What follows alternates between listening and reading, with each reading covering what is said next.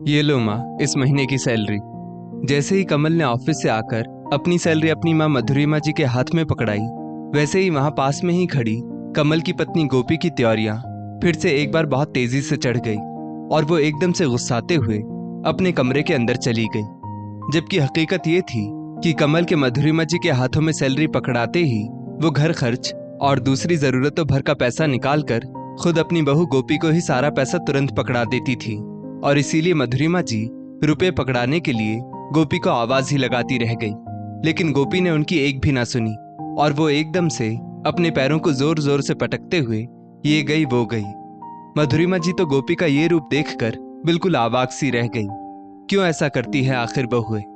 मधुरिमा जी गोपी के इस अजीब व्यवहार से समझ गई थी कि उनकी बहू को कमल का इस तरह मधुरिमा जी के हाथ में अपनी सैलरी पकड़ा देना बिल्कुल भी नहीं भा रहा है, क्योंकि महसूस तो वो गोपी के व्यवहार को 2-3 बार से ही कर रही थी। लेकिन क्या करें, वो भी कमल तो सीधे ऑफिस से आकर उनके हाथों में ही सैलरी जो पकड़ा देता है। वो इसके लिए मना भी करती, लेकिन फिर भी कमल इस बात को मानना नहीं चाह रहा था। पिछले 6 महीनों से यही तो हो रहा था, जब से गोपी इस घर की बहू बनी तब से। लेकिन आज गोपी ने कुछ ज्यादा ही आक्रोश जता दिया था अपने व्यवहार से, और मधुरिमा जी को गोपी का ये अटपटा व्यवहार बिल्कुल भी अच्छा नहीं लगा, क्योंकि वो तो अपने पास कुछ भी नहीं रखती थी, बल्कि तुरंत ही वो सारा पैसा गोपी के ही हाथों में पकड़ा देती थी। और इसीलिए आज तो उन्होंने गोपी से बात करने की ठान ही ली, क्योंकि उनको अपनी बहू के इस तरह के व्यवहार से बहुत ज्यादा ठेस जो पहुंची थी। और जैसे ही थोड़ी देर बाद गोपी सबके लिए चाय लेकर बाहर आई, तो मधुरिमा जी से बिल्कुल भी रहा नहीं गया और वो आखिरकार गोपी से उसकी नाराजगी के बारे में पूछ ही बैठी। गोपी बेटा, आज मुझे तुम एक बात बताओ, जैसे ही कमल महीने की सैलरी मेरे हाथों में लाकर पकड़ाता है, तुम इतना ज्यादा गुस्सा क्यों हो जाती हो? मुझे तुम्हारे इस तरह के व्यवहार के बारे में तो कुछ समझ में ही नहीं आता कि आखिर तुम इतना ज्यादा आक्रोश क्यों प्रकट करती हो। मधुरिमा जी ने शब्दों में बहुत ज्यादा प्यार लाते हुए कहा। मम्मी जी, ये भी कोई पूछने वाली बात है? अगर मैं नाराज होती हूँ तो इसमें गलत ही क्या है?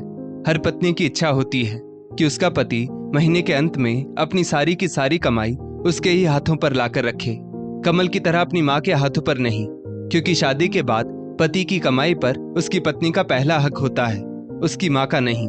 मेरा पति कहने को तो इंजीनियर है, परंतु फिर भी वो मेरे हाथ में कुछ भी नहीं पकड़ाता।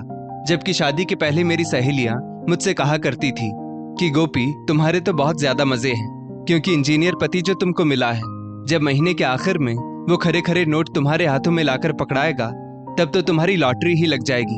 लेकिन यहाँ तो सब कुछ उल्टा पुल्टा ही है। मुझे तो लगता है कि कमल को तो जैसे आपके अलावा कोई और दूसरा नजर ही नहीं आता है। गोपी कमल की ओर देखकर बहुत ज्यादा चिढ़ते हुए बोली। चलो तुम्हारी बात मान लेते हैं, पर गोपी बेटा, एक बात बताओ, मेरी इच्छाओं का क्या? जो मैंने पल पल सपने संजोए हैं, उनका क्या? एक माँ की भी तो इच्छा होती है कि उसका बेटा कमाई करके लाए और उसके हाथों में लाकर पकड़ाए। बच्चों के होने के साथ ही एक एक दिन करके माँ सपना देखती रहती है कि कब उसके बच्चे पढ़ लिख कर बड़े होंगे और कब वो अपने माँ बाप के सपनों को पूरा करेंगे और कब अपनी कमाई अपने माँ बाप के हाथों में लाकर रखेंगे। और हाँ, एक बात और, गोपी बेटा, तुम्हारा इंजीनियर पति मेरा बेटा भी तो है, जिसको इंजीनियर बनाने के लिए हम लोगों ने अपने ना जाने कितने सपनों को कुर्बान किया है। तो क्या हम लोगों का कमल के ऊपर या कमल की कमाई पर कोई अधिकार नहीं है? ये बात कहते हुए मधुरिमा जी की आंखें झिलमिल झिलमिल हो रही थीं। उन्हें देखकर ही लग रहा था कि आंसू अब गिरे तब गिरे। सच बात है गोपी, मम्मी का एक एक शब्द बिल्कुल सही है। तुम्हें पता है, मेरा इंजीनियर बनना इतना आसान नहीं था। पापा की एक बिल्कुल छोटी सी कन्फेक्शनरी की दुकान, बाबा दादी और मैं, सबका खर्चा उस छोटी सी दुकान से चलता था। पापा को तो कई बार मैंने अपनी फीस के पैसों के लिए बहुत परेशान देखा, लेकिन मम्मी के पास हर समस्या का हल नजर आता था। और उस परेशानी के समय में भी मम्मी ने आगे बढ़कर टिफिन बनाने का काम ले लिया। दादी भी माँ का संघर्ष देखकर अपने बूढ़े हाथों से उनकी सहायता करने लगती, क्योंकि मेरी दादी भी चाहती थी कि मैं पढ़ लिख कर कुछ बन जाऊं, मेरा हश्र पापा की तरह ना हो। मेरा पढ़ाई में बहुत ज्यादा मन लगता था, तो मम्मी और पापा दोनों ही मुझे आगे पढ़ने के लिए निरंतर प्रोत्साहित करते रहते। मम्मी ने मुझको पढ़ाई के लिए लोन नहीं लेने दिया, बल्कि अपने मायके से मिले हुए गहनों की आहुति सिर्फ इसलिए चढ़ा दी कि मेरे ऊपर लोन का भार ना रहे। इसलिए मेरी सैलरी पर सबसे पहला हक मेरी माँ का है, और फिर मम्मी तो जरूरत भर का पैसा निकाल कर तुरंत तुम्हारे हाथों में ही सारा पैसा पकड़ा देती है। बल्कि पिछले महीने भी उन्होंने मुझे तुम्हारे ही हाथों में सैलरी देने के लिए कहा था, लेकिन मैं अपनी मम्मी की भावनाओं को बिल्कुल भी नहीं कुचल सकता, चाहे उसके लिए मुझको तुम्हारी नाराजगी ही क्यों ना झेलनी पड़े। कमल की आंखें भी अब कुछ नम थी।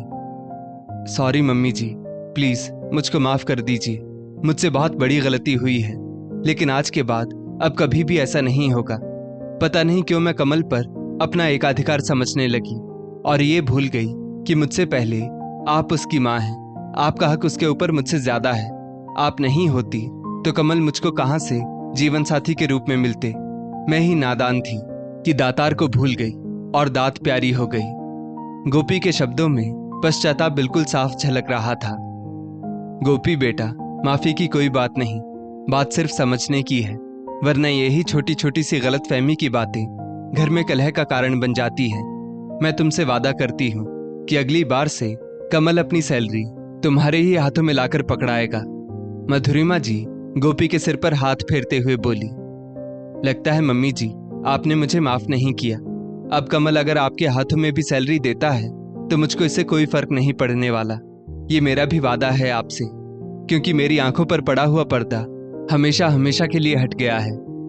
गोपी मधुरिमा जी के गले लगकर बोली, मेरी अच्छी बहू, मैं तो जानती थी कि मेरी बहू बहुत अच्छी है, बस नादानी की वजह से थोड़ा भटक गई है। और मधुरिमा जी ने भी गोपी को अपने सीने से कसकर चिपका लिया और कमल वहीं पास में ही बैठा सास बहू का प्रेम देखकर मुस्कुरा रहा था। दोस्तों, इस स्टोरी को लेकर आपकी क्या राय है नीचे कमेंट करके जरूर बताइएगा, और ऐसी ही और भी बेहतरीन वीडियोस के लिए हमारा पेज जरूर फॉलो करें। धन्यवाद।